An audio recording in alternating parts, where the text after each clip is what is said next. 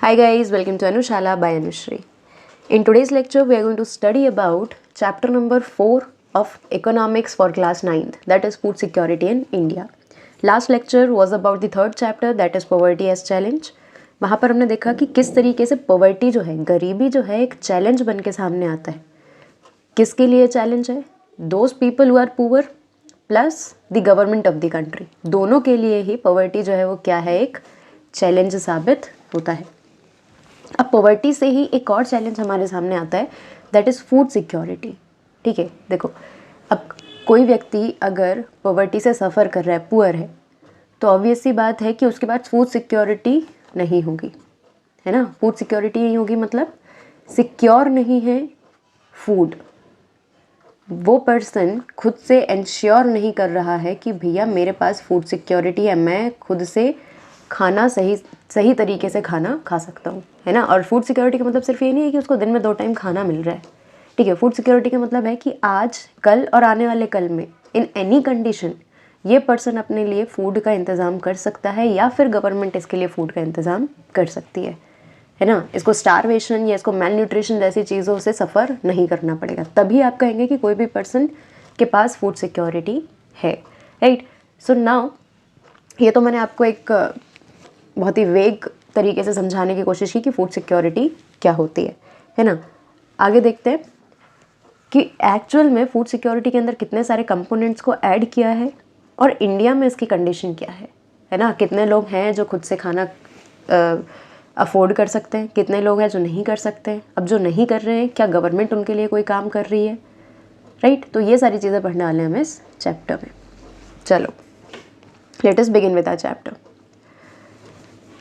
Food security means availability, accessibility and affordability of food to all the people at all the times. Food security का मतलब है कि भाई हर व्यक्ति के पास हर समय, all people at all the times, है ना. हर व्यक्ति के पास हर समय अवेलेबिलिटी होनी चाहिए फूड की, एक्सेसिबिलिटी होनी चाहिए और अफोर्डेबिलिटी होनी चाहिए. अवेलेबिलिटी मतलब अवेलेबल होना चाहिए. अब प्रोडक्शन होगा, फूड ग्रेन्स होंगे, तब तो कहीं जाकर यहाँ पर फूड होगा ना खाने के लिए, फूड ग्रेन्स होंगे खाने के लिए. देन एक्सेसिबिलिटी, एक्सेसिबिलिटी का मतलब होता है, एक्सेस का मतलब है पहुँच. एक्सेस का मतलब क्या है, पहुँच होना किसी भी चीज़ तक. ठीक है, जैसे कि मान लेते हैं कि आपने एक छोटा सा बच्चा देखा होगा. ठीक है, ये छोटा बच्चा है, इसको खानी है चॉकलेट, जो कि कहाँ रखी है, फ्रिज के ऊपर रखी, राइट. अब ये बच्चा फ्रिज की ऊपर तक इसका हाथ नहीं पहुंच रहा है, इसके पास कोई ऐसा टूल नहीं है, कोई स्टूल नहीं है जिसकी मदद से चढ़ के इसको निकाल ले. तो सामान तो अवेलेबल है, चॉकलेट तो अवेलेबल है घर में, ठीक है, लेकिन इसकी एक्सेसिबिलिटी नहीं है, इसकी पहुंच नहीं है वहाँ तक, है ना. मतलब कि सामान होते हुए, अवेलेबल होते हुए भी जब आप उसको एक्सेस नहीं कर पा रहे, उस तक पहुंच नहीं पा रहे, देन यू से कि कोई भी चीज़ आपके एक्सेस में नहीं है. ठीक है, तो अवेलेबल होना चाहिए फूड, फिर हर व्यक्ति की उस तक पहुंच होनी चाहिए, है ना, कि वो उसको खरीद सके, उसको परचेज करके या उसको प्रोड्यूस करके खाना खा सके. And affordability, affordability is directly related to money. ठीक है, मतलब अफोर्डेबिलिटी इस केस में कैसे देखेंगे कि मार्केट में चॉकलेट अवेलेबल है, आप जाके उसको खरीद सकते हैं, तो एक्सेसिबल भी है, राइट, लेकिन अफोर्डेबिलिटी नहीं है, पैसा नहीं है आपके पास चॉकलेट खरीदने का, राइट. तो क्या होगा, आपकी अफोर्डेबिलिटी नहीं होगी, राइट. तो फूड सिक्योरिटी क्या क्या इंक्लूड करता है कि भाई खाना हर व्यक्ति के लिए हर समय अवेलेबल भी होना चाहिए, उसकी पहुंच भी होनी चाहिए और वो अफोर्ड भी कर पाए, उसके पास इतना पैसा भी होना चाहिए. So this is food security.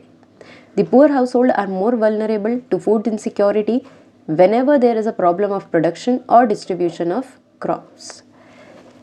सबसे ज़्यादा वल्नरेबल कौन है फूड इनसिक्योरिटी के लिए, है ना. वल्नरेबल का मतलब हमने पिछले चैप्टर में देखा था कि सबसे ज़्यादा रिस्क किसके पास है, कौन से ग्रुप के पास है, उन लोगों के पास है जो पुअर है, राइट. साथ में पुअर के साथ साथ ऐसे लोग जो नॉन पुअर है, मतलब पॉवर्टी लाइन से जस्ट ऊपर है, लेकिन कोई भी कंडीशन ऐसी आती है जिसमें प्रॉपर फूड का प्रोडक्शन नहीं हो रहा है, फैमाइन लाइक कंडीशन है, ड्रॉट है, फ्लड है, ठीक है, या फिर डिस्ट्रीब्यूशन ऑफ क्रॉप्स नहीं है सही से, तो वहाँ पर क्या होता है कि poor as well as non poor, those who are just above the poverty line are most vulnerable towards food insecurity. Food insecurity की तरफ वो सबसे ज़्यादा वल्नरेबल होते हैं। Food security depends on the public distribution system and government vigilance and action at times when this security is threatened. Public distribution system क्या है, ये इस चैप्टर के एंड तक आपको समझ में आ जाएगा, ठीक है। और किस तरीके से गवर्नमेंट जो लोग हैं जो खुद से अफोर्ड नहीं कर पा रहे हैं या जो फूड इनसिक्योर हैं, उन तक फूड सिक्योरिटी कैसे पहुंचाती है, ये भी इस चैप्टर के एंड तक आपको समझ में आ जाएगा, राइट। चलो अब थोड़ा सा डिटेल में जाने की कोशिश करते हैं। What is food security? Food is as essential for living as air is for breathing. But food security means something more than getting 2 square meals. मतलब दिन में 2 टाइम का खाना मिलने को आप फूड सिक्योरिटी नहीं कहते हैं। ये कंसेप्ट उससे भी बड़ा है।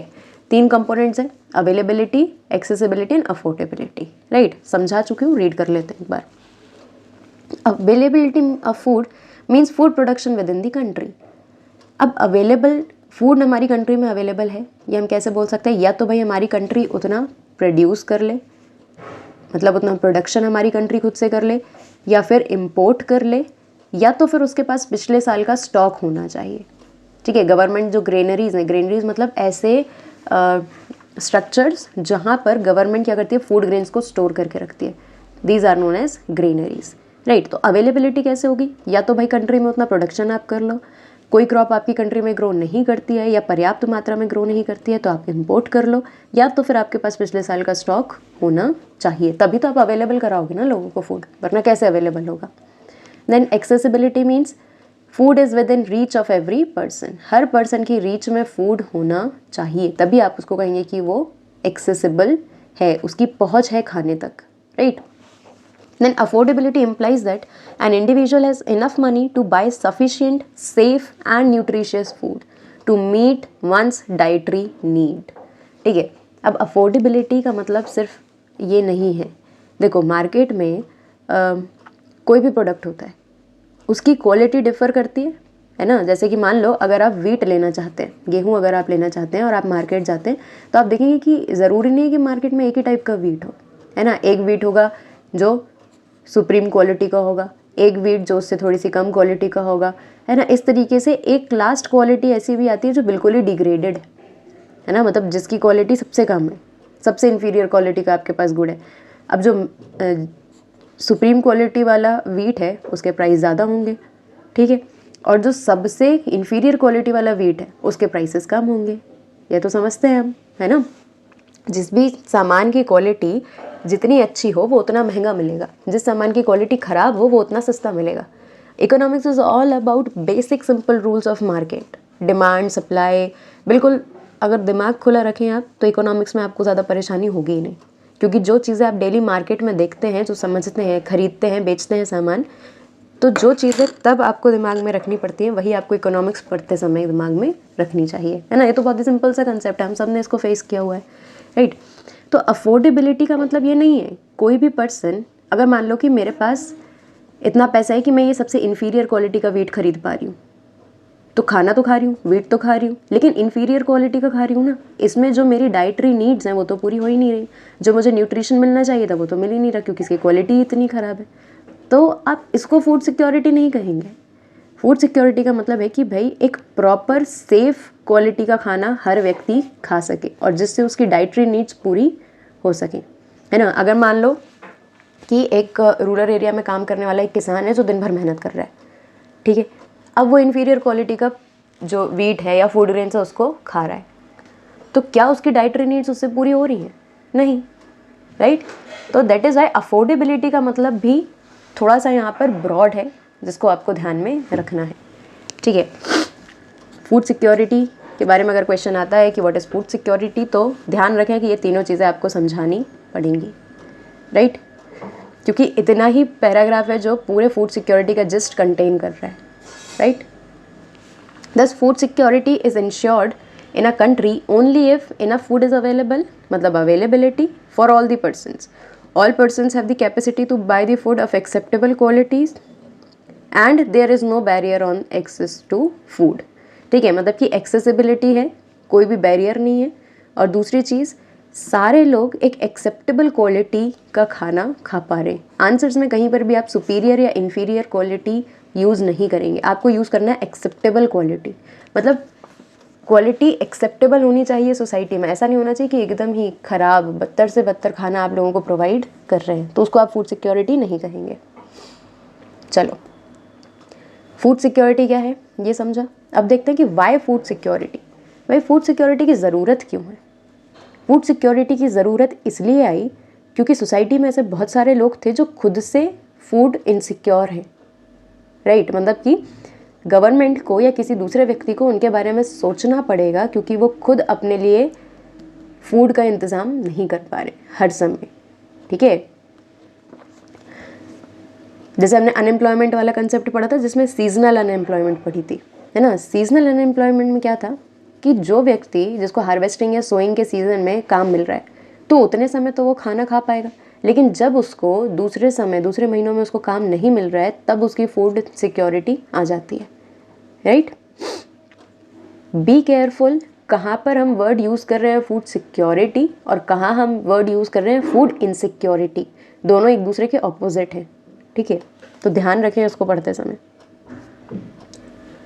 Poorest section of the society might be food insecure most of the times, while persons above the poverty line might also be food insecure when the country faces a natural disaster, calamity like earthquake, drought, flood, tsunami, widespread failure of crops, causing famine, etc. ठीक है, ज़रूरी नहीं है कि सिर्फ जो poorest section of society है उसको फूड इनसिक्योरिटी है। जो लोग अबव पॉवर्टी लाइन हैं, ठीक है, या जो जिसको आप मिडिल क्लास भी बोल सकते हैं, इन लोगों के पास भी फूड इनसिक्योरिटी आ सकती है इन सर्टेन कंडीशंस, जैसे कि कोई नेचुरल डिजास्टर आ जाए, कोई कैलेमिटी आ जाए, अर्थक्वेक, फ्लड, सुनामी, ठीक है। या ताज़ा एग्जाम्पल कोविड लाइक सिचुएशन में भी क्या था, कोविड ने बहुत सारे एग्जाम्पल दे दिए हमको। कोविड में क्या सिचुएशंस थी भाई, एग्रीकल्चर हो नहीं पा रहा है, फूड ग्रेन का प्रोडक्शन नहीं हो रहा, ठीक है, और साथ में मार्केट्स में भी सप्लाई नहीं हो पा रही, और इवन मार्केट में है भी तो आप एक्सेस नहीं कर पा रहे हैं उसको। तो इसके कारण क्या हो रहा था कि जो लोग वेल टू डू हैं, जो पॉवर्टी लाइन से ऊपर हैं, जो मिडिल क्लास है, उनके यहाँ पर भी कहीं ना कहीं उनको फूड इनसिक्योरिटी को सफ़र करना पड़ रहा था, right. How is food security affected during a calamity? किसी भी कैलेमिटी के समय फूड सिक्योरिटी अफेक्ट कैसे होती है? सिंपल है, फूड ग्रेन्स जो होता है वो फूड ग्रेन का प्रोडक्शन जो होता है वो डिक्रीज़ हो जाता है, कम हो जाता है, जिसके कारण शॉर्टेज आ जाती है, और शॉर्टेज आती है तो प्राइसेस बढ़ जाते हैं, और प्राइसेस बढ़ जाते हैं तो बहुत सारे लोग उसको अफोर्ड नहीं कर पाते, राइट। और अगर ये बहुत लंबे समय तक चलता है, मतलब ऐसी कैलामिटी बहुत लंबे समय के लिए अफेक्ट करती है, तो स्टारवेशन जैसी सिचुएशन भी आ जाती है, मतलब जो भूखमरी जैसी सिचुएशन है वो भी फेस करनी पड़ सकती है, राइट। अब ये वाला जो पैराग्राफ था थोड़ा सा डिटेल में, बहुत सिंपल तरीके से देखो। मान लेते हैं जनरली एक चॉकलेट आपको 10 रुपये की मिल रही थी, ठीक है, नहीं चॉकलेट नहीं, मान लेते हैं कि एक एप्पल आपको 10 रुपये का मिल रहा था, ठीक है। अब एप्पल आपको 10 रुपये का मिल रहा था, लेकिन कैलामिटी आ गई जिसके कारण एप्पल की बहुत सारी जो फसल है वो बर्बाद हो गई, राइट। अब फसल बर्बाद हो गई तो कोई व्यक्ति अगर पहले 50 kgs ऑफ एप्पल को प्रोड्यूस कर रहा था, एक फार्मर, राइट, उसने 50 kg प्रोड्यूस किया, लेकिन कैलेमिटी के कारण क्या हो गया, उसकी आधी क्रॉप खराब हो गई, अब उसके पास सिर्फ 25 kg है, लेकिन उसने जो पैसा इन्वेस्ट किया था वो तो 50 kg के हिसाब से किया था ना, राइट। तो अब वो क्या करेगा, ये जो बचा हुआ 25 kg है इसको थोड़े से हाई प्राइसेस में बेचने की कोशिश करेगा। कैसे बेचने की कोशिश करेगा? हाई प्राइसेस में, मतलब कि अगर पहले एक एप्पल 10 रुपये का बेच रहा था तो 50 किलो बेच लेता, ठीक है, लेकिन अब वो 25 किलो एप्पल ही बेच रहा है, तो क्या वो 10 रुपये में बेचेगा? नहीं, राइट, वो इसका प्राइस डबल कर देगा, ठीक है। तो अब आपको पहले एक एप्पल 10 रुपये का मिल रहा था, अब 20 रुपये का मिल रहा है, राइट। जो लोग पहले जिनके पास कम भी पैसा था वो 10 रुपये का एक एप्पल अफोर्ड कर ले रहे थे, लेकिन अब प्राइसेस डबल हो गए तो वो 20 रुपये का एक एप्पल अफोर्ड नहीं कर पा रहे, ठीक है, क्योंकि नेचुरल कैलेमिटी ने उनको भी तो अफेक्ट किया है ना। हो सकता है कि उनकी शॉप भी बंद हो सकता है कि वो जहाँ पर काम करने जाते हैं वो जगह भी अफेक्टेड हो, ठीक है। तो प्राइसेस बढ़ जाने के कारण क्या होगा, बहुत सारे लोगों की अफोर्डेबिलिटी चली जाएगी, गेटिंग, ठीक है। तो कोई भी नेचुरल कैलेमिटी होती है तो जनरली क्या होता है, प्रोडक्शन में प्रॉब्लम्स होती हैं, और अगर प्रोडक्शन में प्रॉब्लम होती है तो प्राइसेस बढ़ जाते हैं, क्योंकि इसको अपना पैसा ये कोशिश करेगा कि भाई लॉस तो हुआ ही है, जितना ज़्यादा से ज़्यादा हम इससे प्रोड्यूस कर सकते हैं, बचे हुए प्रोडक्शन से कर सकते हैं प्रोड्यूस, उसको प्राइसेस बढ़ा के कर लेते हैं, राइट। तो इस तरीके से काम करेगा आपका अफोर्डेबिलिटी का कंसेप्ट, राइट। फेमाइन क्या होता है? A famine is characterise by widespread deaths due to starvation. भुखमरी के कारण बहुत सारे लोगों की डेथ हो जाना, है ना, मास जो है ज़्यादा मास का डेथ होना due to starvation. Epidemics caused by forced use of contaminated water और decaying food and loss of body resistance due to weakening from starvation. ठीक है भाई, स्टारवेशन के कारण ख़राब क्वालिटी का खाना या फिर कंटेमिनेटेड वाटर को कंज्यूम करने से, इवन स्टारवेशन हो रहा है तो बॉडी को प्रॉपर न्यूट्रिशियस डाइट नहीं मिल रही है, तो बॉडी की डिजीजेस से जो लड़ने की रेजिस्टेंस है या जो इम्यूनिटी है वो भी वीक होगी, जिसके कारण बहुत सारे लोगों की डेथ हो जाती है। ठीक है, और फेमाइन लाइक कंडीशन आएगी क्यों? जब किसी कंट्री के पास क्या ना हो, food security. Is it not visible? Right. The most devastating famine, India में सबसे खतरनाक फेमाइन कब आया था? 1943। इन विच रीजन? बंगाल। ठीक है, जिसने लगभग 30 लाख लोगों की जान ले ली थी। ठीक है, इसके बाद 1943 के ये फेमाइन को सफ़र करने के बाद यहाँ पर क्या हुआ, जो बाद में हमारी गवर्नमेंट्स बनी है ना, इंडिपेंडेंट इंडिया की जो गवर्नमेंट बनी, they were very much conscious about food security. उनको समझ में आया कि भाई इस तरीके का जो फेमाइन आया, तब तो हमारे पास ब्रिटिश गवर्नमेंट थी 1943, राइट, और हम कब इंडिपेंडेंट हुए? 1947, राइट। तो गवर्नमेंट शुरू से कॉन्शियस थी कि हमको फूड सिक्योरिटी इंश्योर करनी पड़ेगी। डन।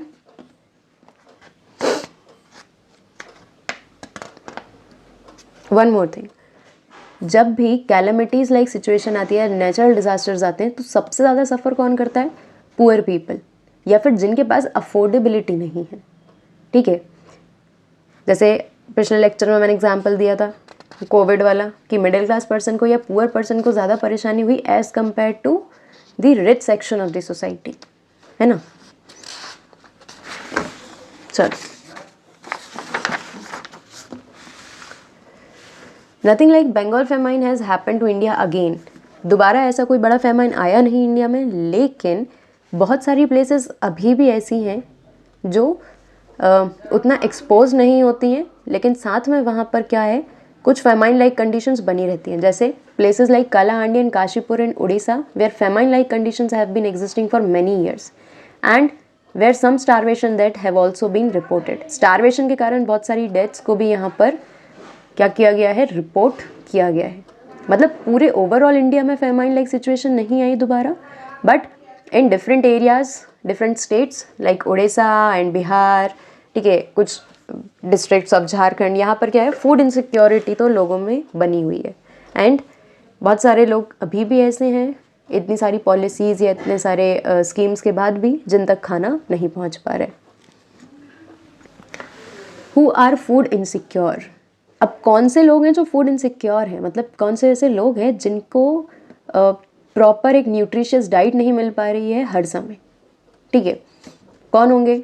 ऑब्वियस ही बात है कि ऐसे लोग जो खुद अपने लिए अफोर्ड नहीं कर पा रहे, या तो वो पुअर हैं, बेगर हो सकते हैं, या डेली वेज अर्नर्स हो सकते हैं, एल्डरली पीपल हो सकते हैं जिनकी फैमिली में कोई अर्न करने वाला नहीं है, स्मॉल किड्स हो सकते हैं। ठीक है, तो ऐसे बहुत सारे लोग हैं जो क्या कर पा रहे हैं, अपने लिए खुद खाना नहीं इंश्योर कर पा रहे। ठीक है, तो इनको आप बोलेंगे food इनसिक्योर्स। Although a large section of people suffer from food and nutrition insecurity in India, the worst affected groups are landless people with little or no land to depend upon.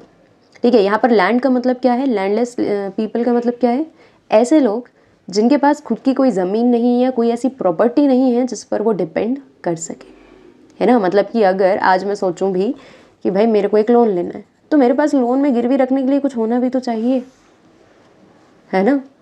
तो इसलिए यहाँ पर ऐसे लोग सबसे ज़्यादा सफ़र कर रहे हैं जिनके पास कोई प्रॉपर्टी नहीं है, कोई लैंड खुद का नहीं है जिस पे वो डिपेंड कर सके कि खुद से एग्रीकल्चर कर ले। Then traditional artisans, providers of traditional services, petty self-employed workers and destitutes including beggars। ये सारे लोग जो ट्रेडिशनल आर्टिशंस हैं, जिनके पास अब बहुत ज़्यादा एम्प्लॉयमेंट अपॉर्चुनिटीज़ नहीं हैं, या फिर खुद से छोटा मोटा काम, वेंडर्स, स्ट्रीट वेंडर्स जो हैं, हॉकर्स जो हैं, मतलब सेल्फ एम्प्लॉयड हैं लेकिन स्टिल बहुत ही मीगर इनकम इनकी है, तो ये सारे लोग ज़्यादातर क्या होते हैं, फूड इनसिक्योर होते हैं, है ना। और बेगर्स हैं या विडो वेमेंस हैं या कोई मेंटली या फिजिकली हैंडीकैप्ड है जिसकी फैमिली उसके साथ नहीं है, तो ऐसे लोग ज़्यादातर फूड इनसिक्योर होते हैं। अर्बन एरियाज़ में फूड इनसिक्योर फैमिलीज़ कौन सी होंगी, जिनके वर्किंग मेंबर्स जो हैं वो कम हैं और इल पेड है, मतलब एक तो कम लोग इनकम अर्न कर रहे हैं और उसके बाद जो अर्न कर भी रहे हैं वो इल पेड है, उनके पास कोई, वो जो भी काम कर रहे हैं मेहनत करने के बाद भी उनकी जो इनकम है वो बहुत कम आती है, तो आप उसको कहेंगे ill paid occupation.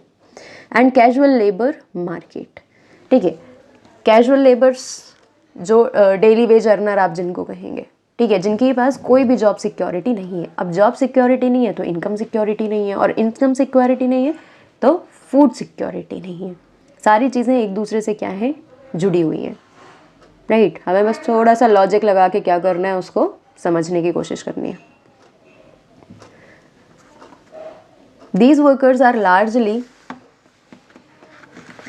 engaged in seasonal activities and are paid very low wages that just ensure bare survival, ठीक है। दैट्स वाई प्रॉब्लम यहाँ पर क्या है कि ये लोग डेवलपमेंट के बारे में कभी सोच ही नहीं पाते, क्योंकि इनकी डेली नीड्स ही पूरी नहीं हो रही है ना। ये सिर्फ डेली पर डे सर्वाइवल के बेसिस पे चल रहे हैं कि भाई आज काम मिल गया, आज अर्न कर लिया तो आज खाना खा सकते हैं, राइट, अदरवाइज खाना भी नहीं मिल रहा है। तो such kind of people are food insecure, ठीक है।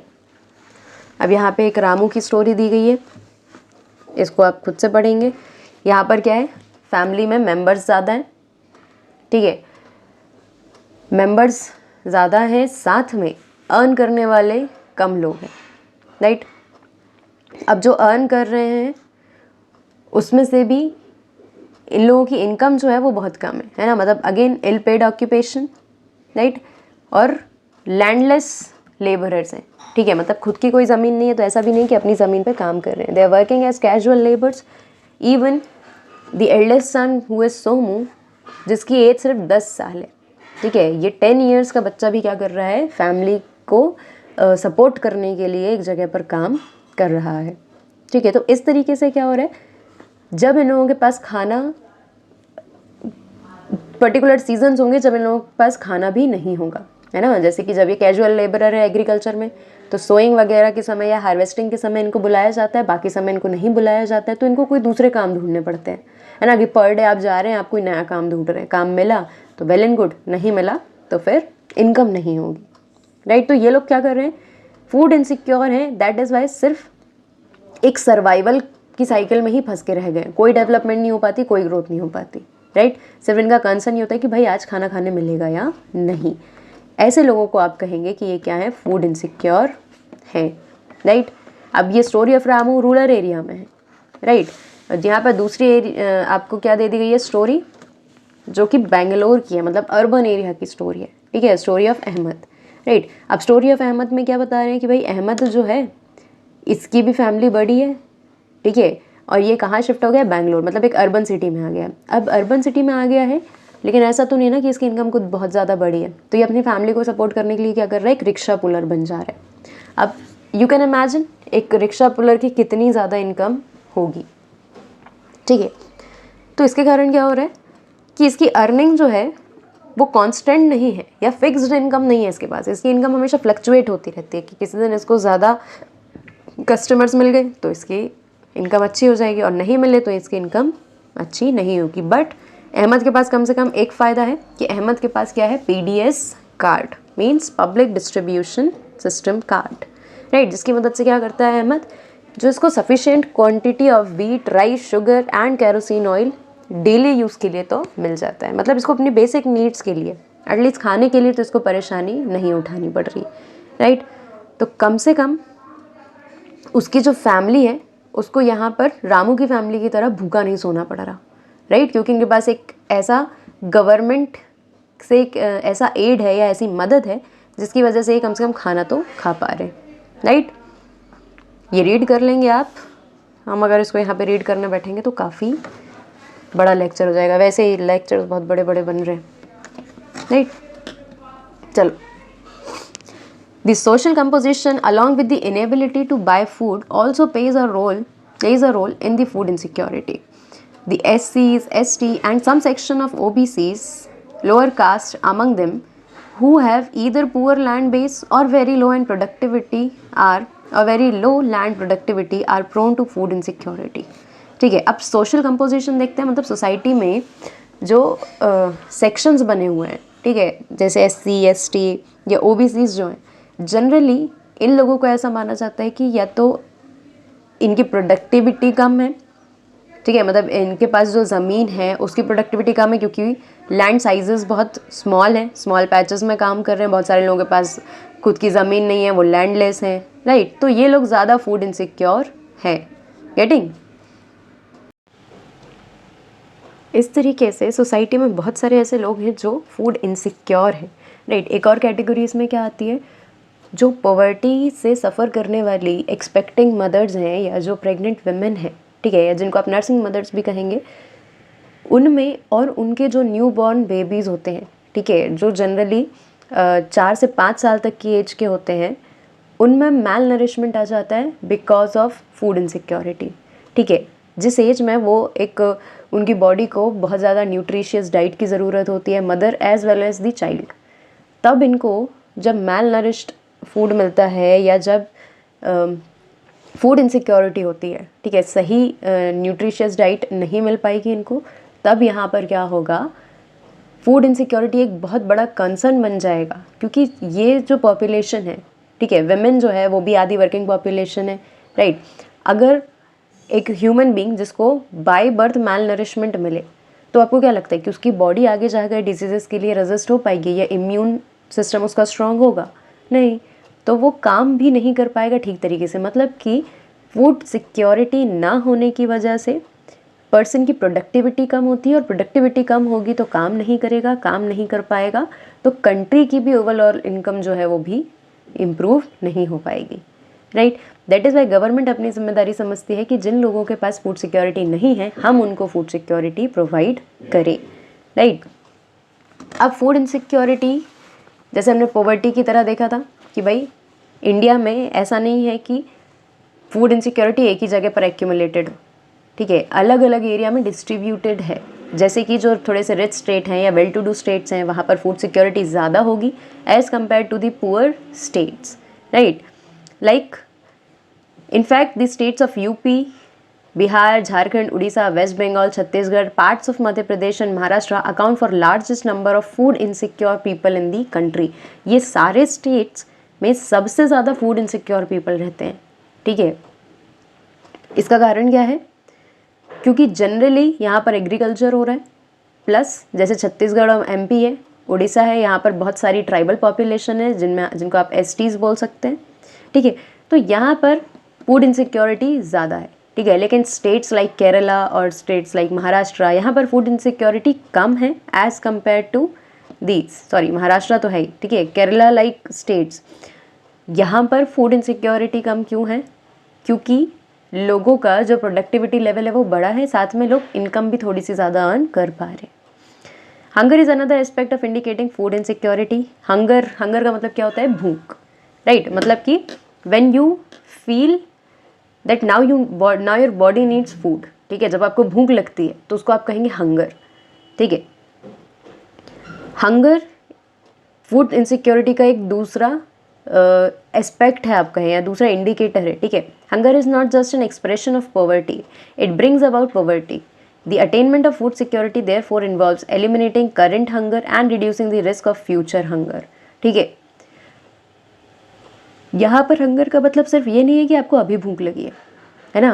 हंगर का मतलब यहाँ पर ये है कि एक कंटिन्यूस हंगर से एक पर्सन सफ़र कर रहा है, ठीक है। मतलब कि उसके पास फूड सिक्योरिटी तो नहीं है, फूड सिक्योरिटी नहीं है तो कभी भी वो पेट भर के या जितना उसकी डाइटरी नीड्स है उतना उसको खाना मिल ही नहीं रहा, ठीक है, तो उसको हमने यहाँ पे हंगर बोला है। तो गवर्नमेंट क्या सोचती है कि फूड सिक्योरिटी अटेन करने का मतलब है कि अभी जो लोग भूखे हैं, जो लोगों को प्रॉपर न्यूट्रिशियस डाइट नहीं मिल रही है, उनको खाना प्रोवाइड करना है, और साथ में फ्यूचर हंगर की भी रिस्क को रिड्यूस करना है। फ्यूचर हंगर की रिस्क को रिड्यूस करना है मतलब कि हमारे पास इतना स्टॉक होना चाहिए कि हम लोगों को फ्यूचर में भी खाना खिला सके, right. Chronic hunger, hunger has chronic and seasonal dimension, ठीक है। मतलब सीजनल डायमेंशन जैसे हमने सीजनल एम्प्लॉयमेंट में देखा था, है ना, सीजनल अनएम्प्लॉयमेंट में देखा था कि जिसके पास पर्टिकुलर सीजन्स में जॉब नहीं है तो उसको सिर्फ उतने ही मंथ्स के लिए क्या करना पड़ेगा, फूड इनसिक्योरिटी को सफ़र करना पड़ेगा, ठीक है। दोबारा से हार्वेस्टिंग का समय आता है तो उसको दोबारा से क्या मिलेगी, जॉब मिलेगी, जॉब मिलेगी तो फूड सिक्योरिटी आएगी उसके पास, ठीक है। लेकिन क्रोनिक हंगर का मतलब क्या है?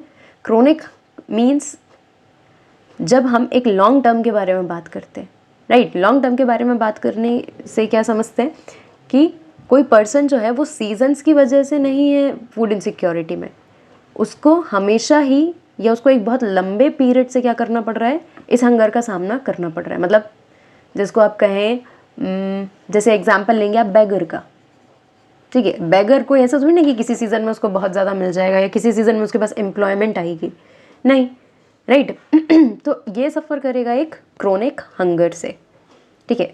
Chronic hunger is a consequence of diets persistently इनएडिक्वेट in terms of quantity and और क्वालिटी।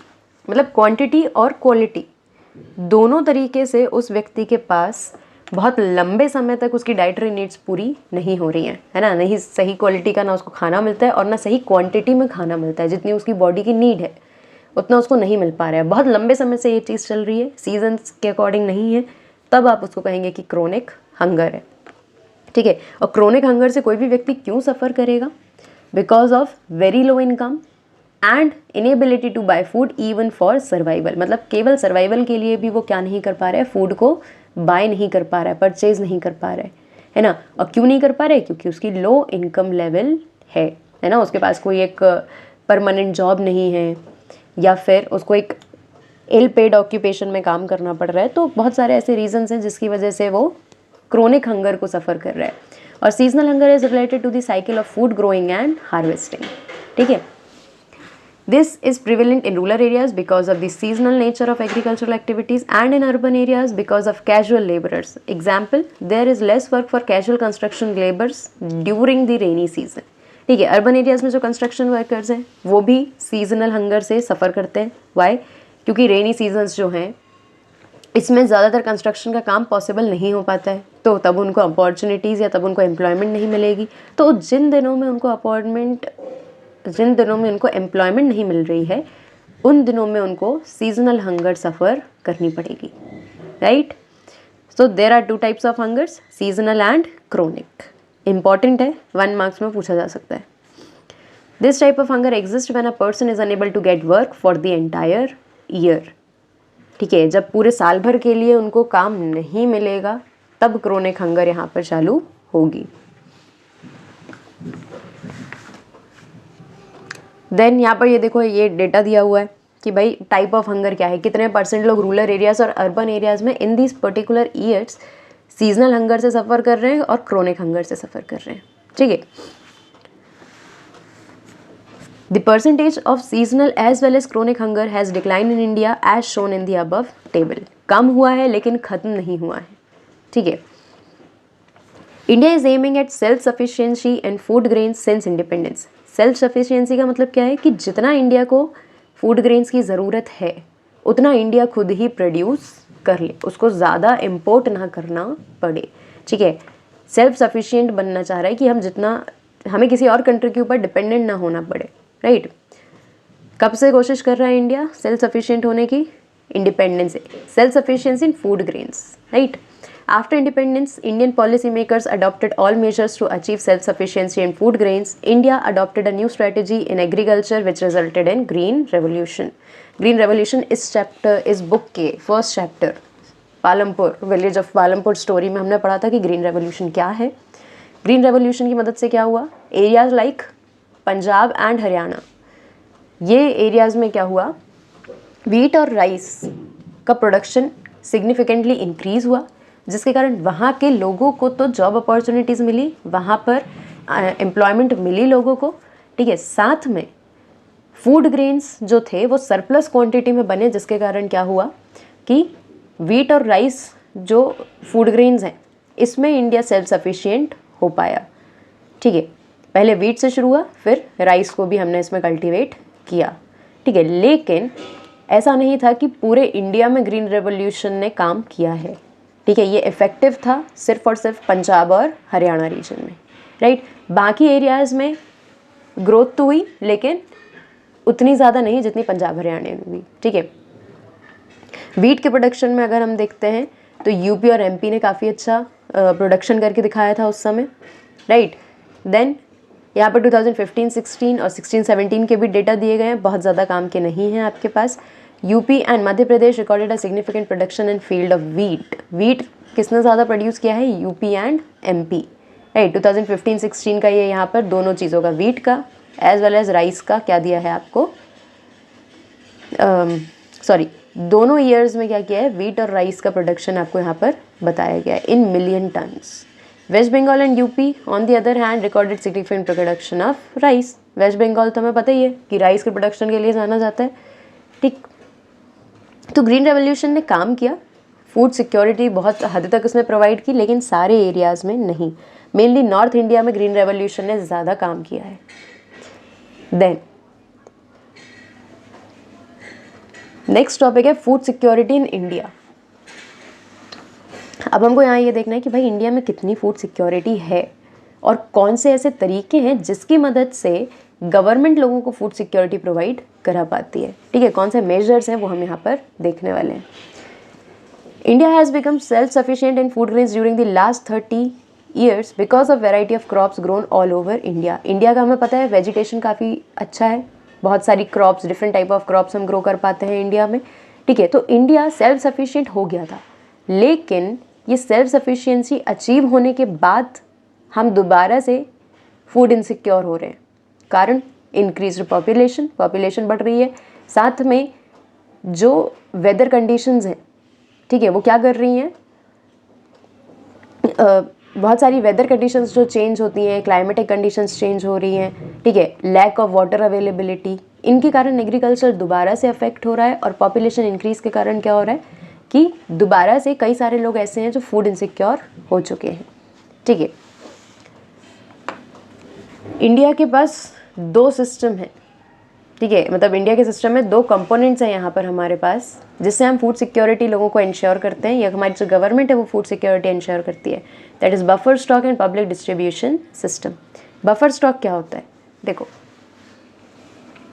बफर का मतलब होता है कि जब आप किसी भी चीज़ की क्वांटिटी, बहुत ज़्यादा क्वांटिटी के बारे में बात करते हैं, ठीक है। और स्टॉक का मतलब क्या होता है कि आपने स्टोर करके रखा है कोई भी सामान जो आपको पता है कि आने वाले फ्यूचर में काम आने वाला है, ठीक है। तो buffer stock is the stock of food grains namely wheat and rice. Buffer stock government के द्वारा एक स्टॉक है फूड ग्रेन्स का, ज़्यादातर जिसमें कौन सी चीज़ें इंक्लूड है, wheat and right, procured by the government through the FCI, food corporation of India. Ignore the background noise please. Buffer stock यहाँ पर कौन क्रिएट कर रहा है? गवर्नमेंट, लेकिन किसके थ्रू? गवर्नमेंट खुद की एक बॉडी के थ्रू जिसका नाम है FCI, food corporation of India.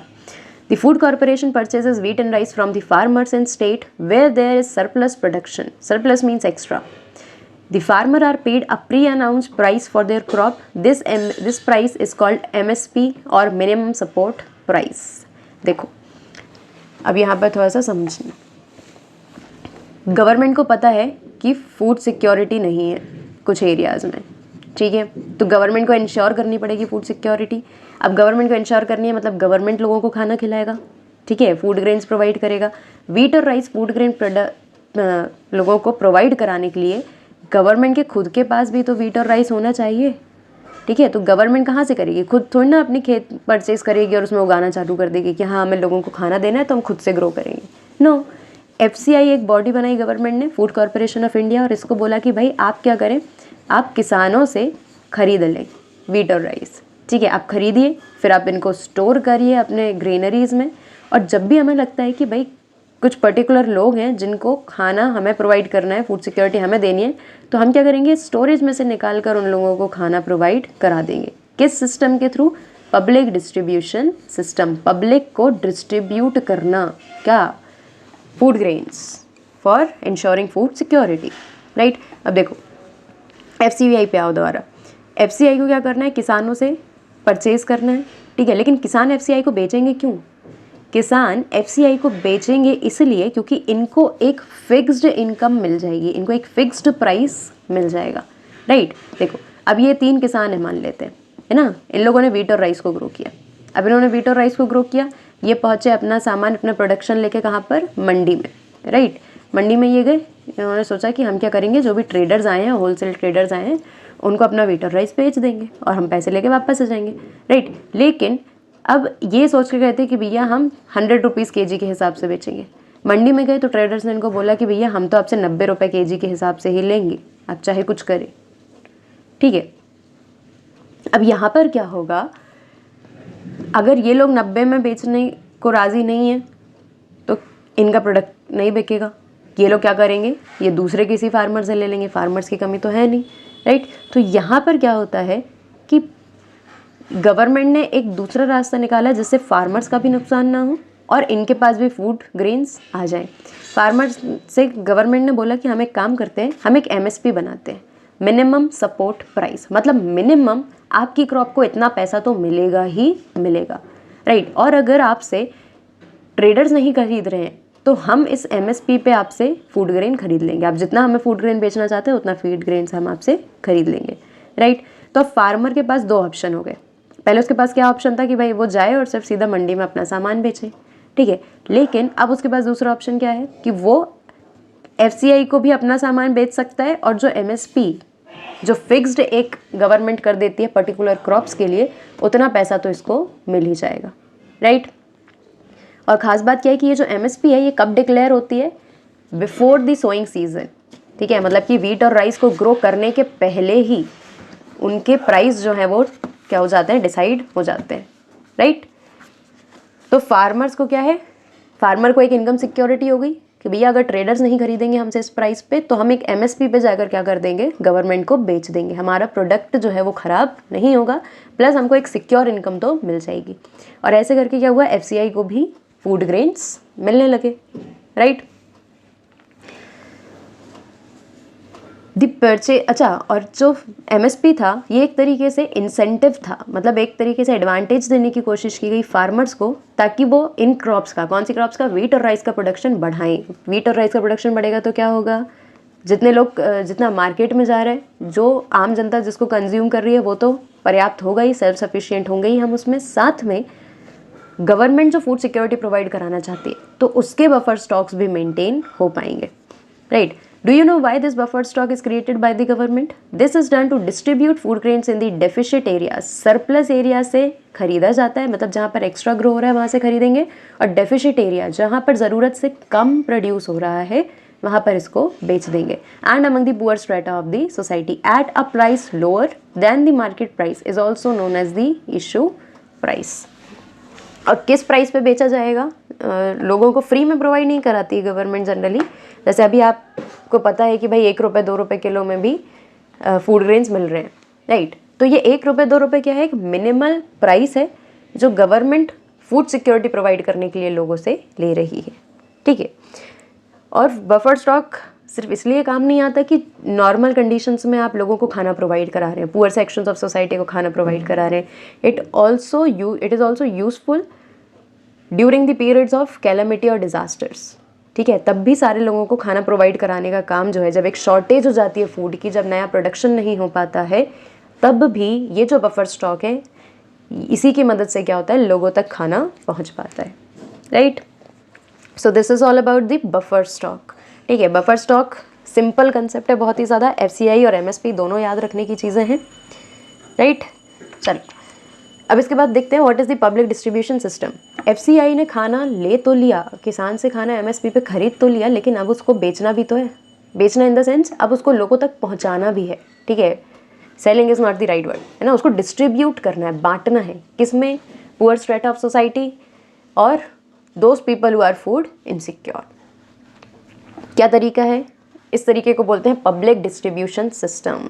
ये कैसे काम करता है? With the help of ration shop the food procured by the, procure करने का मतलब क्या है? लेकर रखना, ठीक है। The food procured by the FCI is distributed through government regulated ration shops among the poor sections of the society. This is called public distribution system. Ration shops क्या होती हैं? ऑलमोस्ट बहुत सारी लोकेलिटीज़, छोटे से छोटे टाउन्स और villages, छोटे छोटे एरियाज़ में होती हैं, ताकि वहाँ जाकर क्या कर सके, एक फेयर प्राइस पर, फेयर प्राइस शॉप्स भी बोला जाता है राशन शॉप को। फेयर प्राइस शॉप्स मतलब जितना एक पर्सन की अफोर्डेबिलिटी है, जितना एक पुअर पर्सन की अफोर्डेबिलिटी है, उस अफोर्डेबिलिटी के अकॉर्डिंग वहाँ पर उनको बेसिक नीड्स या जो बेसिक ग्रेन्स हैं वो प्रोवाइड कराए जाएंगे, राइट। ये क्या करते हैं? फूड ग्रेन्स का स्टॉक रखते हैं, शुगर, केरोसिन, सॉल्ट, ये जो बहुत ही बेसिक चीज़ें हैं, इन सब का एक स्टॉक मेंटेन करते हैं और लोगों को बहुत ही फेयर प्राइस पर प्रोवाइड करते हैं। दैट इज़ वाई इनको फेयर प्राइस शॉप भी बोला जाता है। मार्केट रेट से काफ़ी कम रेट पर यहाँ पर चीज़ें बेची जाएंगी ताकि अफोर्डेबिलिटी लोगों की हो, है ना। राशन शॉप्स में भी ऐसा नहीं कि आपको फ्री में सामान मिलता है, लेकिन बहुत ही लो प्राइसेस पर मिलता है from the on going market prices. Family के पास क्या होता है, मतलब जैसे अगर मुझे पता है कि मैं पुअर स्ट्रेटा ऑफ सोसाइटी में आती हूँ, ठीक है, अगर मेरे पास फूड सिक्योरिटी नहीं है तो, और मुझे पता है कि भाई अगर गवर्नमेंट क्या कर रही है, ऐसी पब्लिक डिस्ट्रीब्यूशन सर्विसेज या पब्लिक डिस्ट्रीब्यूशन सिस्टम्स को चला रही है, तो मैं राशन कार्ड बनवाऊँगी, राइट। मैं क्या करूँगी? राशन कार्ड बनवाऊँगी और उस राशन कार्ड को लेकर हर महीने मैं अपने पास की राशन शॉप से क्या कर सकती हूँ, एक definite amount of food grains, kerosene, sugar, ये सारी चीज़ें मैं ले सकती हूँ, ठीक है, फेयर प्राइसेस पर, मार्केट से कम प्राइसेस पर मुझे ये सामान मिलेगा, ठीक है। There are 3 kinds of ration cards. Antyodaya cards for the poorest of the poor, मतलब जो सबसे ही ज़्यादा पुअर है उनके लिए है अंत्योदय कार्ड। BPL कार्ड्स जो पॉवर्टी लाइन के नीचे हैं, और APL card for all the others, बाकी सारे लोगों के लिए क्या है? APL कार्ड्स, यानी above poverty line card. Fine, तो ये हो गया हमारा पब्लिक डिस्ट्रीब्यूशन सिस्टम। चलो, अब पब्लिक डिस्ट्रीब्यूशन सिस्टम सिर्फ राशन शॉप से नहीं चल रहा है, राइट। बहुत सारे दूसरे स्कीम्स, बहुत सारे टारगेटेड स्कीम्स बनाने की गवर्नमेंट ने कोशिश की, ठीक है। किसी में टारगेट किया गया कि जो मेल नरिश्ड चाइल्ड हैं उनको टारगेट किया जा सके, किसी में जो वर्किंग एज के लोग हैं, जो अडल्ट हैं, जिनके पास फूड सिक्योरिटी नहीं है, उनको टारगेट किया गया, राइट। इस तरीके से जो पुअर लोग हैं उनको फूड सिक्योरिटी प्रोवाइड कराने के लिए गवर्नमेंट ने अलग अलग स्कीम्स बनाई, ठीक है। चलो, अब एक छोटा टॉपिक है हमारा, एक्चुअली कंटिन्यूशन में ही है, ठीक है, तो इसको पढ़ लेते हैं, इसके बाद नेक्स्ट टॉपिक पे जाएंगे। Introduction of rationing in India dates back to 1940s। Ration shop कोई नया कंसेप्ट नहीं है, 1940s से चल रहा है, against the backdrop of famine, Bengal famine. जब बंगाल फेमाइन आया था 1943 में, तब यहाँ पर क्या हुआ था, राशनिंग का कंसेप्ट चालू हो गया था। The rationing system was revived in the wake of an acute food shortage during the 1960s prior to the Green Revolution. ठीक है, रिवाइव किया गया मतलब राशनिंग दोबारा से थोड़ा और स्ट्रॉन्ग किया गया, कब? 1960s में, ग्रीन रेवोल्यूशन के पहले। ग्रीन रेवोल्यूशन लाए ही हम इसलिए थे क्योंकि फूड शॉर्टेज हो रही थी, राइट। तो 1966 में क्या आता है? Green revolution. NSSO ने बताया कि भाई पॉवर्टी इंक्रीज हो रही है जिसके कारण फूड इनसिक्योरिटी आ रही है, तो फिर 3 इंपॉर्टेंट फूड इंटरवेंशन प्रोग्राम्स चलाए गए। कौन कौन से थे? Public distribution system for grains, for food grains, ठीक है। पब्लिक डिस्ट्रीब्यूशन जनरली सिर्फ किस में डील कर रहा है? फूड ग्रेन्स में, और केरोसिन और शुगर तो उसके साथ हमने एडिशनल में रखा हुआ है, बट मेन क्या है उसकी, मेन कैरेक्टरिस्ट क्या है कि फूड ग्रेन्स में डील कर रहा है आपका public distribution system. Then ICDS, integrated child development service, मतलब जो छोटे बच्चे हैं उसमें उन बच्चों में मैल नरिशमेंट जो आ रहा है, उतने छोटे बच्चों के लिए जो बेसिक नीड्स हैं उनको पूरा करने के लिए ICDS आया। Even integrated child development services also included, जो नर्सिंग मदर्स हैं या फिर जो प्रेग्नेंट वेमेन हैं उनके लिए भी यहाँ पर फूड सिक्योरिटी को इंश्योर करने की कोशिश की गई। कब इंट्रोड्यूस कराया गया था? 1975 में, एक्सपेरिमेंटल बेसिस पे कि हाँ एक छोटा एक्सपेरिमेंट करके देखते हैं, तो ICDS स्कीम को चालू किया। Then food for work introduced in 1977. Over the years, several new programs have been launched and some have been restructured with the growing experience of administering the programs. At present, बहुत सारी poverty alleviation programmes, elevation का मतलब है कम करने की कोशिश करना, ठीक है, पॉवर्टी को कम करने की कोशिश करने के लिए बहुत सारे प्रोग्राम्स को चलाया जाता है, जिसमें एक्सप्लिसिटली हम किससे डील करने की कोशिश करते हैं? फूड सिक्योरिटी से, राइट। जिसमें एक बड़ा ऑप्शन है, ऑप्शन नहीं कहेंगे, एक बहुत ही इम्पॉर्टेंट स्कीम थी जिसको मिड डे मील्स बोला गया। मिड डे मील क्या है? Mid day meal government schools में लंच ड्यूरेशन में देखा गया कि बहुत सारे बच्चे घर जाते हैं, लेकिन मतलब खाना खाने के लिए घर तो जाते हैं पर उसके बाद वापस नहीं आते, और क्योंकि बहुत सारे लोग फूड इनसिक्योर हैं तो वो एजुकेशन को तो अफोर्ड करना ही नहीं चाहते, राइट। तो मिड डे मील को चलाया गया कि भाई स्कूल में ही बच्चों को न्यूट्रिशियस डाइट मिलेगी, ताकि पेरेंट्स कम से कम इस चक्कर में बच्चों को स्कूल भेजें कि चलो हमारा बच्चा एक न्यूट्रिशियस डाइट तो गेन कर पाएगा। गेटिंग? तो इस तरीके से बहुत सारे पब्लिक डिस्ट्रीब्यूशन सिस्टम्स में स्कीम्स चलाई गई, फिर बहुत सारे एम्प्लॉयमेंट स्कीम्स चलाई गई, ताकि लोगों की फूड सिक्योरिटी इंश्योर हो सके और उनकी इनकम जो है वो भी बढ़ सके, है ना।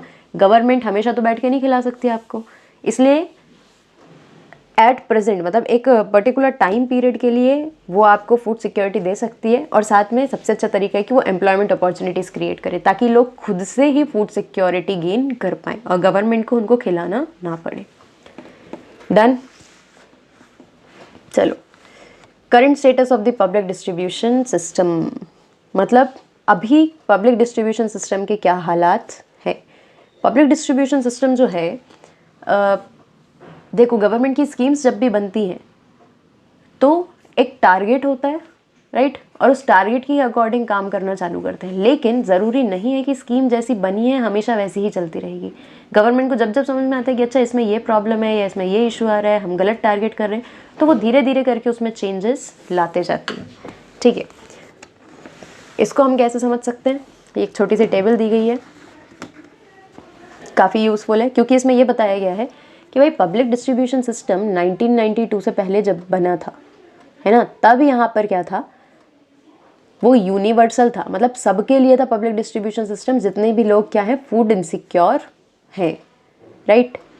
अब फूड इनसिक्योर हैं तो उनको हम एक बहुत ही मिनिमम प्राइस पे, वी और डब्ल्यू और आर क्या है, W means wheat and R is rice, है ना, 2.34 रुपीज़ पर केजी में हम वीट दे रहे थे और 2.89 रुपीज़ पर केजी पे हम राइस दे रहे थे, है ना। मतलब आप देख सकते हैं ये 2-3-4 रुपए पर ही चल रहा है, राइट। तो यहाँ से क्या हो रहा है कि पब्लिक डिस्ट्रीब्यूशन जब सबसे पहले आया तो यूनिवर्सल था, सारे लोगों के लिए था जो फूड इनसिक्योर थे। डन। देन इवन जो फूड इनसिक्योर नहीं भी थे उसमें भी डिफरेंशिएट ये नहीं कर रहा था, राइट। फिर RDPS आया, सॉरी RPDS आया, मतलब revamped public distribution system.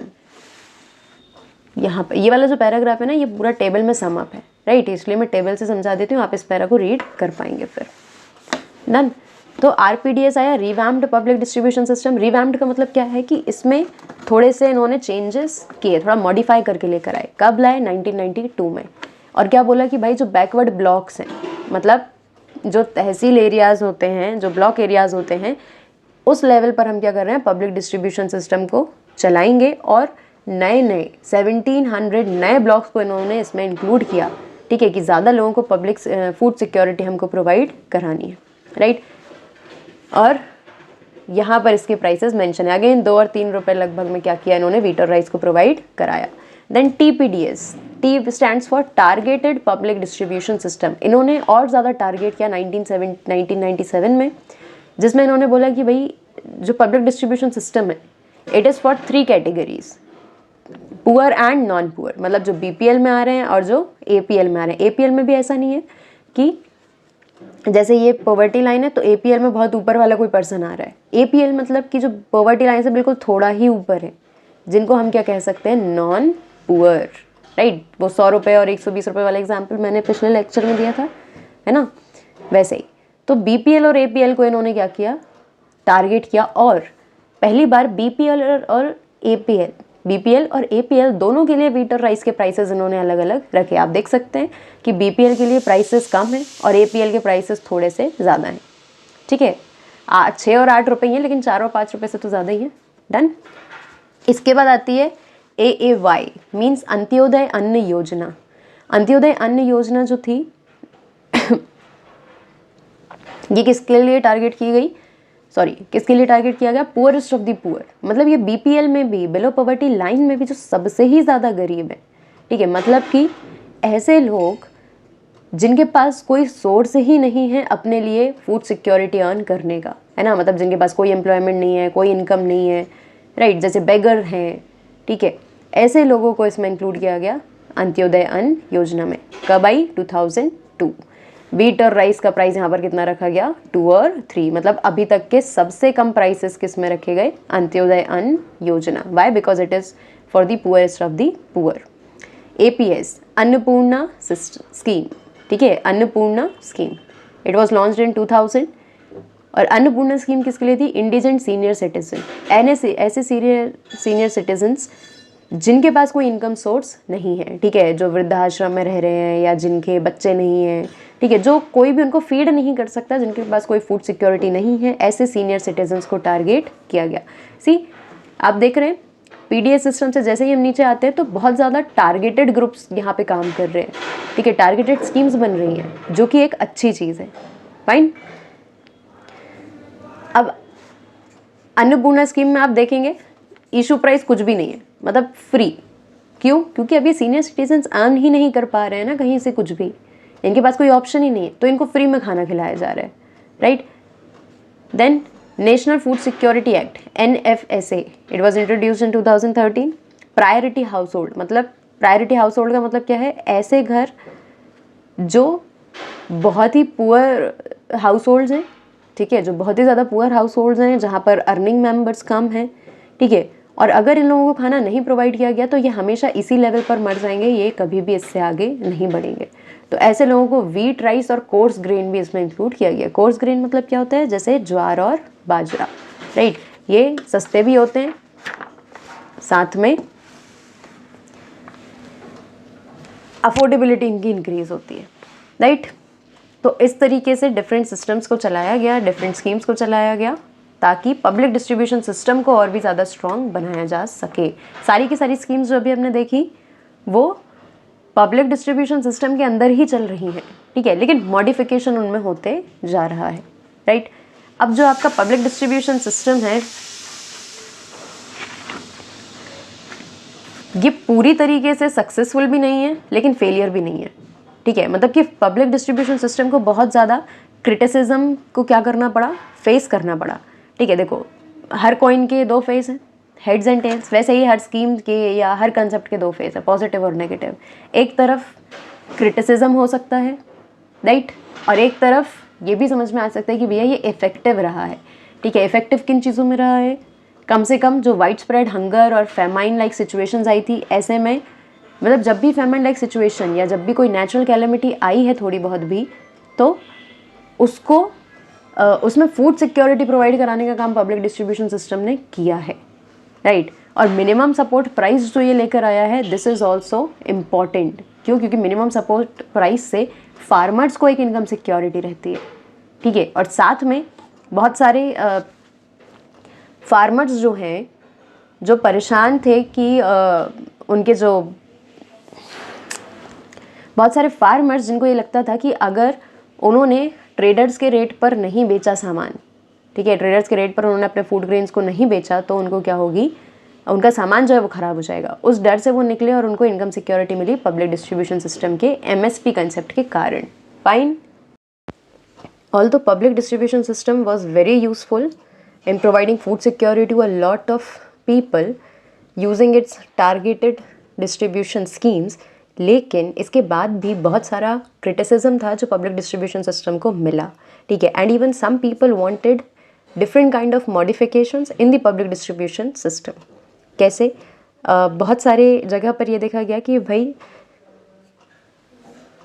Hunger को आप मतलब कंट्रोल कर रहे हैं, ठीक है, हंगर को आप सेटिस्फाई करने की कोशिश कर रहे हैं यहाँ पर बहुत सारे लोगों की, लेकिन इसके बाद भी क्या हो रहा है, बहुत सारे लोग भूखे रह रहे हैं और गवर्नमेंट की जो ग्रेनरीज हैं वो ओवरफ्लो हो रही हैं। ऐसा क्यों हो रहा है? क्योंकि आपने इकट्ठा तो कर लिया, एफसीआई ने प्रोक्योर तो कर लिया फार्मर से एमएसपी प्राइस देकर, लेकिन अब आपका डिस्ट्रीब्यूशन प्रॉपर नहीं है, राइट। तो अभी भी बहुत सारे लोग भूखे हैं और खाना बर्बाद हो रहा है, तो कोई मतलब नहीं है ना। फूड ग्रेन्स को प्रॉपर स्टोर नहीं किया जा रहा है तो वो सड़ रहा है खाना, रैट्स या पेस्ट वगैरह उसको खा रहे हैं, राइट। तो it is a kind of complete wastage, right. FCI ने ज़रूरत से ज़्यादा, मतलब more than minimum buffer norms, उससे कई ज़्यादा वीट और राइस को क्या कर लिया, स्टॉक करके रख लिया 2014 में, ठीक है। अब ज़रूरत से ज़्यादा कर लिया है, मतलब क्या, इसका मतलब क्या है कि अब वो सामान अगर लोगों तक नहीं पहुंचाया गया या अगर उसकी ज़रूरत समझ में नहीं आई तो वो ख़राब होगा, राइट। दूसरा कारण इसका एक और ये था कि क्योंकि पब्लिक डिस्ट्रीब्यूशन के अंदर एमएसपी मिल रही थी फार्मर्स को, तो बहुत सारे फार्मर्स जो दूसरे फूड ग्रेन्स या दूसरी क्रॉप्स का प्रोडक्शन कर रहे थे, उन्होंने सब कुछ छोड़ छाड़ के वीट और राइस का प्रोडक्शन करना चालू कर दिया। वाई? बिकॉज इसमें एक फिक्स्ड इनकम तो कम से कम इनके पास थी, ठीक है, गारंटी थी कि भाई गवर्नमेंट तो खरीदेगी, कोई दूसरा ट्रेडर खरीदे या नहीं, that too on a definite price, right. तो काफ़ी सारे फार्मर्स ने क्या किया, वीट और राइस का प्रोडक्शन किया, जिसके कारण वीट और राइस सरप्लस में हद से ज़्यादा प्रोड्यूस हुए, राइट। और जो कोर्स ग्रेन्स थे या जो दूसरी क्रॉप्स थी उनका प्रोडक्शन काफ़ी कम हुआ, राइट। तो कुछ लोगों ने सजेस्ट किया, कुछ डेटा साइंटिस्ट वगैरह लोगों ने सजेस्ट किया कि भाई आपको क्या करना चाहिए, कुछ सालों के लिए एमएसपी को फ्रीज़ कर देना चाहिए कि एमएसपी इससे ज़्यादा नहीं बढ़ेगी और लिमिटेड अमाउंट में आप प्रोक्योरमेंट करें ना, क्योंकि ज़रूरत से ज़्यादा भी फूड ग्रेन्स को इकट्ठा करके रखने का कोई मतलब नहीं है, राइट। लेकिन इसका मतलब ये नहीं है कि पूरी तरीके से फूड सिक्योरिटी को इंश्योर कर दिया गया था, मतलब टारगेटिंग में कहीं ना कहीं अभी भी प्रॉब्लम थी, राइट।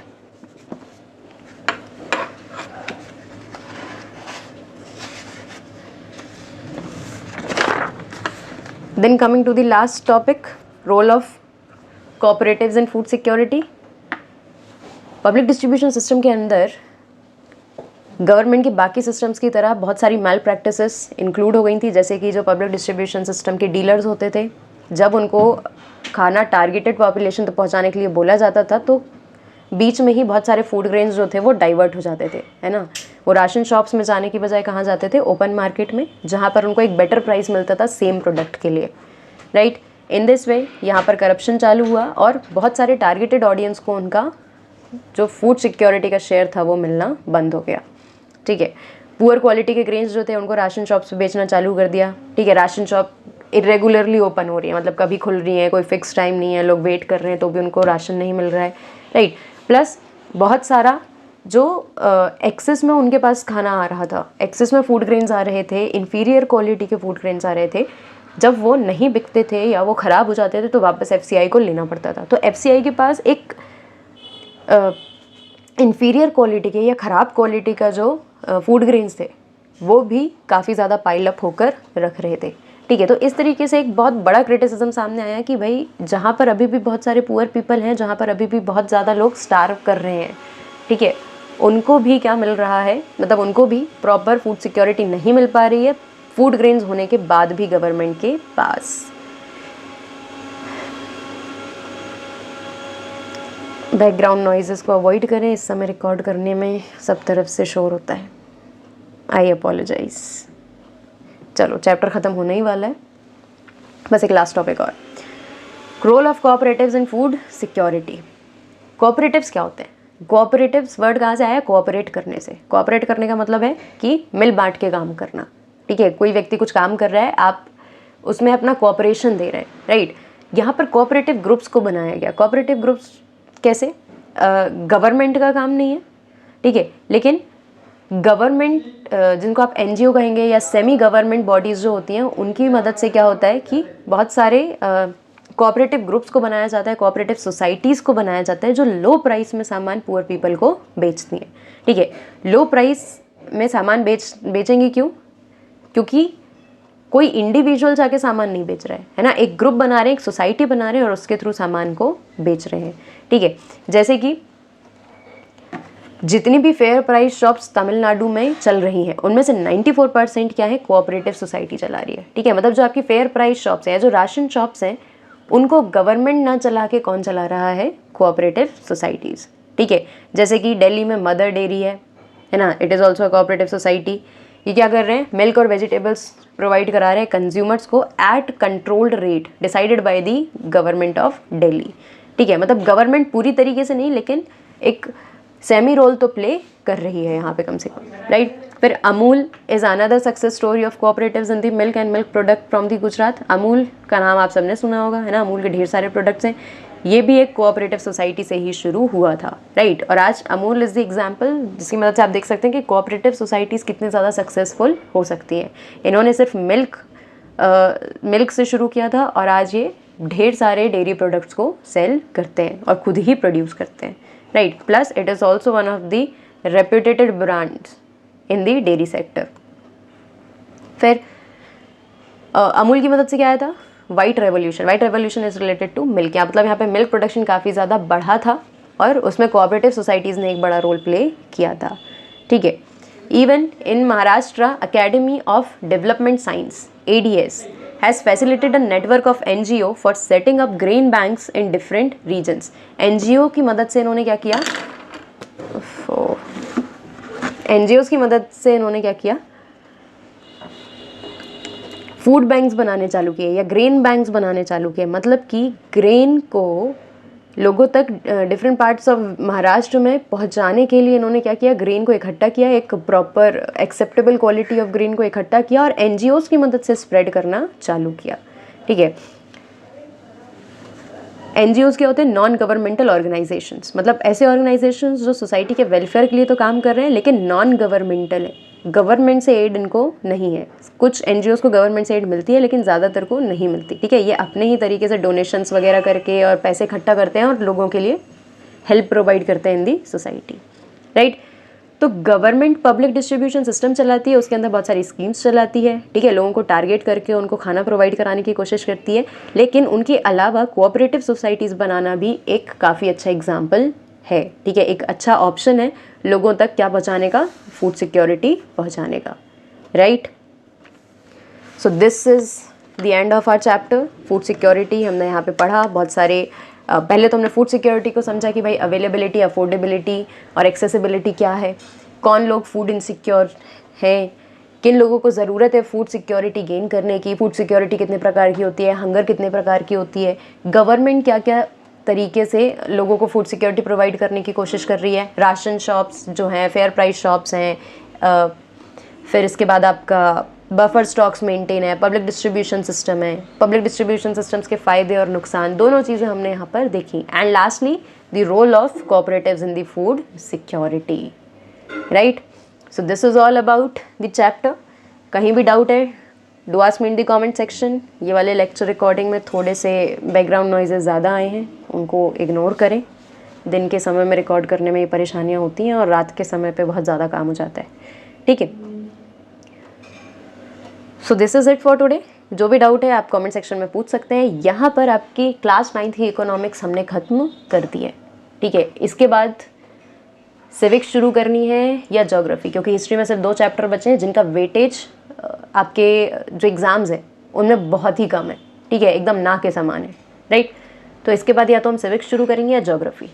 नाउ आप मुझे कमेंट्स में बता सकते हैं कि सिविक्स शुरू करनी है या ज्योग्राफी, और इकोनॉमिक्स के भी चारों चैप्टर में जो भी डाउट हो you can ask me in the comment section. तो अगर ज़्यादा डाउट्स आते हैं तो इवन हम एक पर्टिकुलर सेशन सिर्फ डाउट के लिए रख सकते हैं और सारी डाउट्स को लेकर मैं एक वीडियो वहाँ पर बना दूँ। ठीक है, अगर आपको लेक्चर पसंद आ रहे हैं, अगर आप चाहते हैं कि बाकी सब्जेक्ट्स के लिए भी ऐसे ही लेक्चर्स बने, मतलब SST के बाकी सब्जेक्ट्स के लिए भी ऐसे ही लेक्चर बने, सो share these lectures more and more. And don't forget to like, comment, share and subscribe. Thank you.